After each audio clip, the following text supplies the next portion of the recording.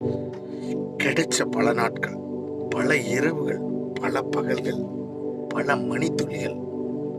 எவ்வளவோ படிச்சிருக்கலாம், எவ்வளவோ ப்ரிப்பேர் பண்ணிடலாம். போயிடுச்சு, போனது போகட்டும்.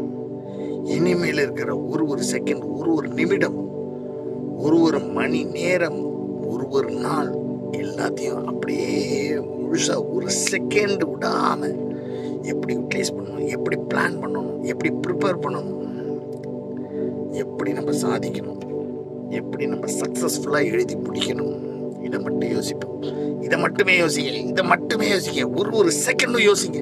வேற எதை பற்றி யோசிக்காதீங்க. மைண்டை டைவெர்ட் பண்ண விடாதீங்க. வேற எதையும் திங்க் பண்ணாதீங்க. எதையுமே பார்க்காதீங்க. நம்மளுடைய இந்த வீடியோவை தவிர எதுவும் பார்க்காதீங்க. வேற எந்த வீடியோவும் எவ்வளோ டைவர்ஷன் இந்த உலகத்தில் நம்ம மைண்டை அப்படியே இழுத்துட்டு போகிறதுக்கு எத்தனையோ வீடியோஸ் வரும்.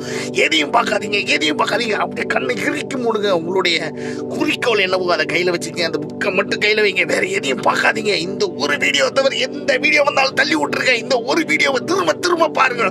உங்களுக்கு வெற்றி நிச்சயம். எந்த காரணத்தை கொண்டு உங்க மைண்ட வெளியே போக விடாதீங்க.